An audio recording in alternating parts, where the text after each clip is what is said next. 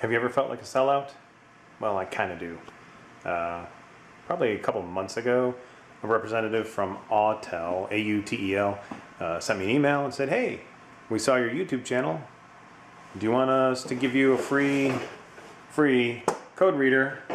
You can just do a review on your channel if you like it, let everybody know. If you don't." They didn't really say what to do if I didn't like it. I haven't had, let me back up. I was back and forth about taking them up on their offer because I didn't want to be obligated to anybody for anything, but my wife talked me into it.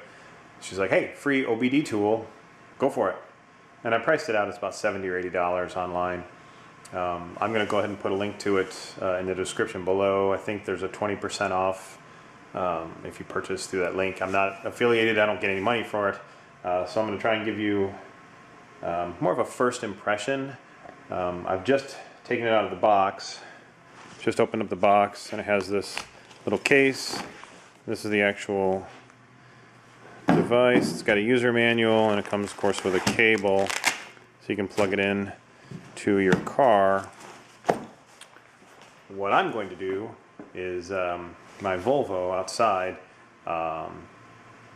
it's got the check engine light came on, and I haven't gone out to see what's going on. I have a tool now, so I'm just going to go out there, plug the tool in, and fumble around without reading the user's manual just to see how user-friendly it actually is.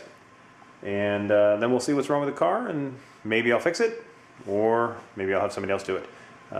But stand by, and we'll see how that goes.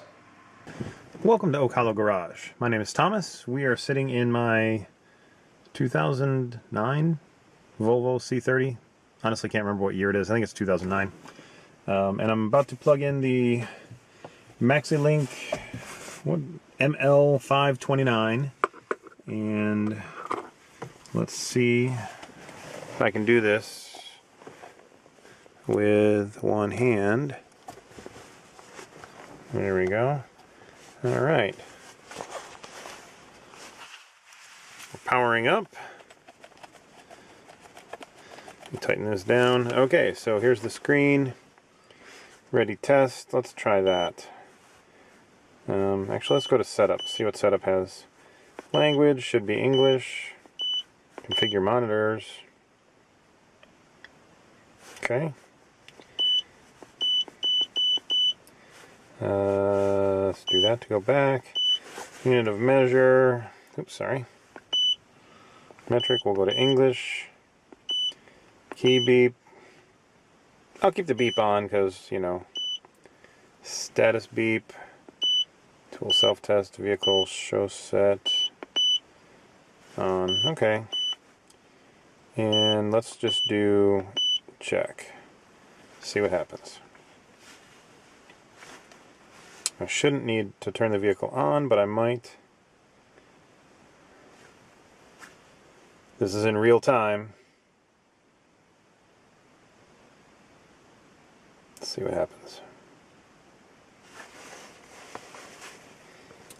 Anybody else feel like this is getting a little bit boring?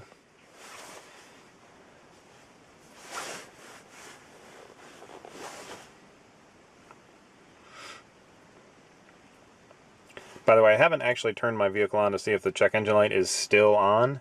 This is just what my wife told me from a couple days ago. She hasn't driven it since. Alright.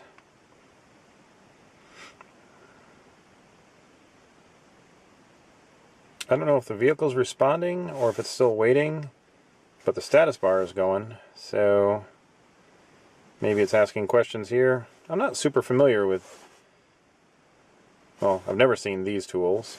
I've seen this, okay, linking error, please try again. So, let's try just turning the vehicle on. We'll hit escape, verify, oh, see, verify ignition is on. Maybe if I read the instructions, that would work better.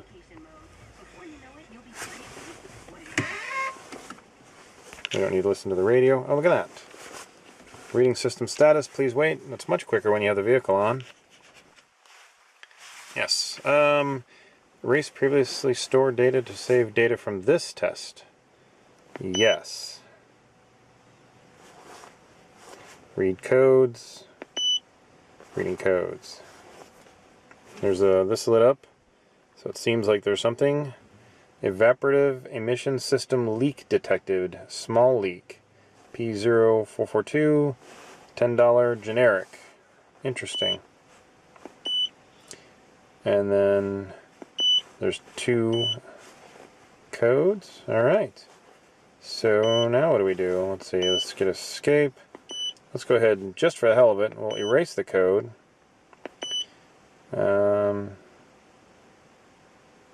Yeah, why not? Might come back on again. And see, now we have a yellow warning. Erase codes command sent. Perform read codes function to verify. Press any key to continue. There we go. Let's see, live data.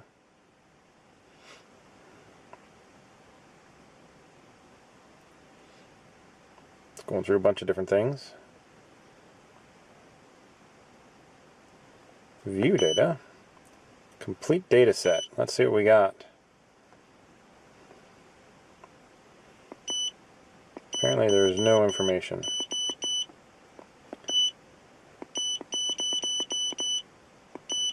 A couple bits of information.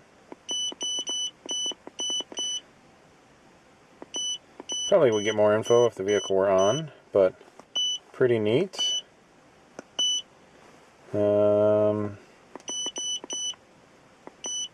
Component test, vehicle info, turn key on with engine off, that's what we got.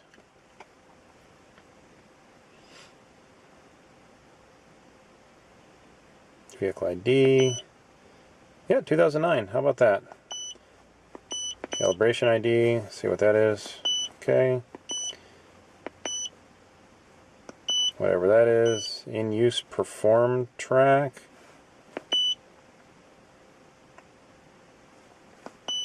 Alright, there's lots of info that I have no idea what the hell to do with. Let's exit the test. Go back here. Alright, so... okay, we can look up things. You know, had I paid attention to what that code was... review data. Apparently there's no data. Alright, let's go back in, run the check. You see we have no lights on.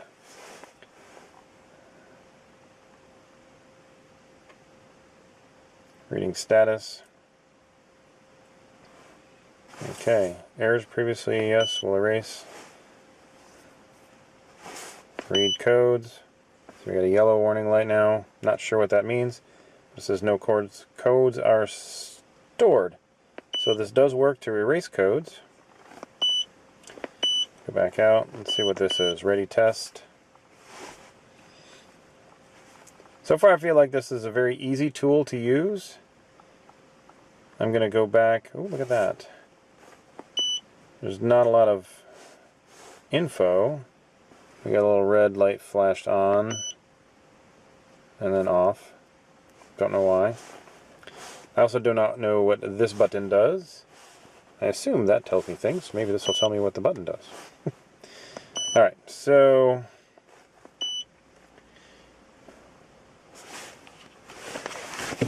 so all in all, my first impressions of the Autel MaxiLink ML529 OBD2 reader,